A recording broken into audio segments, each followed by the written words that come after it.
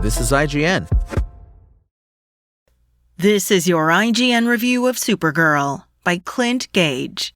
For everything that the Supergirl movie does right, that thing's got an alter ego that's doing it wrong. As a result, the movie is this shuffling, few steps forward, few steps back kind of slog that never really finds a rhythm. For example, the reluctant hero thing is actually very difficult to pull off. It's hard to play "I don't care" in an engaging way, because if the character on screen doesn't care, then I certainly don't care either. Alcock manages it here about as well as you could hope for. Kara's a mess, and there's no real concern with her ever not being a mess as part of her journey. It's very fun. The other side of that coin, however, is that she doesn't have much of a journey. She's not a markedly different person at the end of the movie than she is at the beginning. Not because of anything she did or didn't do as a character or an actor, but because the story she's been put in doesn't give her much to do, and the result is a movie that sort of flattens out and drags. When she first meets Eve Ridley's Ruthie, the young girl out for revenge against the man who murdered her entire family, Kara is protective, sticking her neck out to do the right thing for a kid who's in over her head. By the end of the film, Kara does exactly the same thing. Familiarity is another villainous plot Supergirl tries to thwart. On one hand, the movie wears its influences proudly. The comparisons to James Gunn's work on Guardians of the Galaxy have been obvious since the trailers first dropped, and we knew the true grit archetypal Western structure would be a big part of the film because of the source material, Tom King's Woman of Tomorrow run. A Mad Max influence is just as obvious in the grimy, lifeless terrains and dying worlds on which most of the movie takes place. Planets where people scratch for survival. But the old, reliable Mos Eisley Cantina should get a shout-out as well. The alien design and practical makeup effects and costuming throughout the movie are genuinely top shelf. And clearly the customers in Star Wars' most wretched hive were on the filmmakers' minds.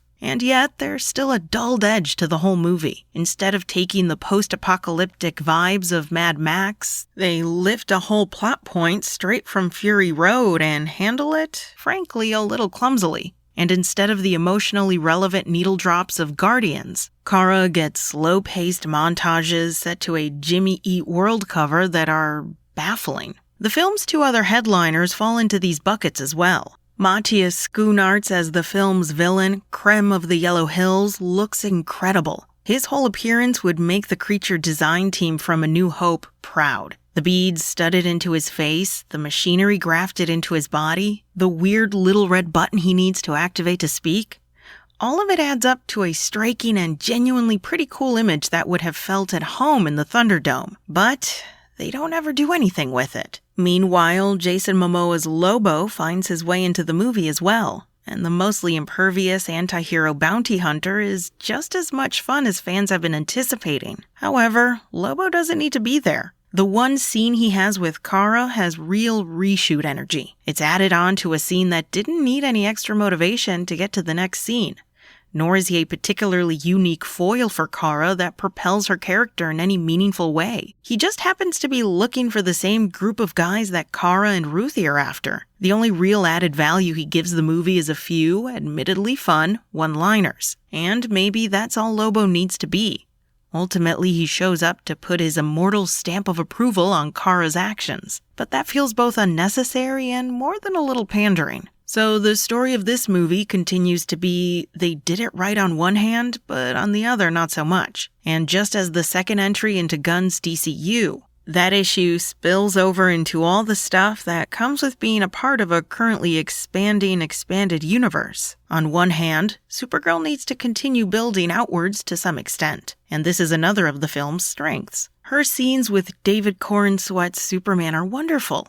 That's not to say that Superman saved the day here, or that Supergirl needs Superman to be interesting. It's that the dynamic between the two of them is great.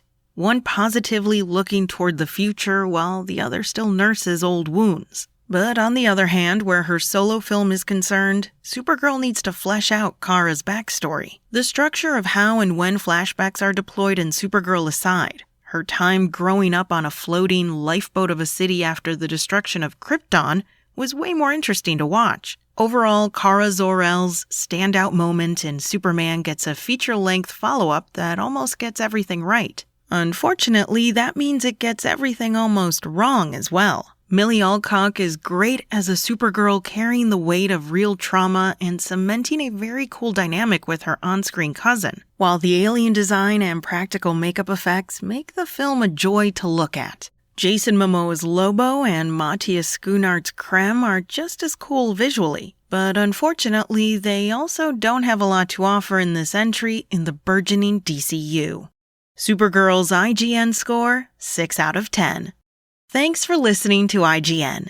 My name is Esmeralda Leon, filling in for Tony while he takes some time off. For the latest updates on the DCU, visit us at IGN.com. Spoken Layer.